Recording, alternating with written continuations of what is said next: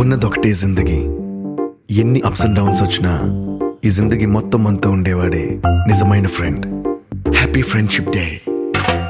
నిక్కర్ నుండి జీన్స్ లోకి మారిన, సైకిల్ నుండి బైక్ లోకి మారిన, కాన్వెంట్ నుండి కాలేజ్ కి మారిన, నోట్బుక్ నుండి ఫేస్బుక్ కి మారిన, ఏరా పిలుపు నుండి బాబాయ్ పిలుపు దాకా కాలింగ్ మారిన, ఫ్రెండ్ అన్న మాటలో స్పెల్లింగ్ మారునా, ఫీల్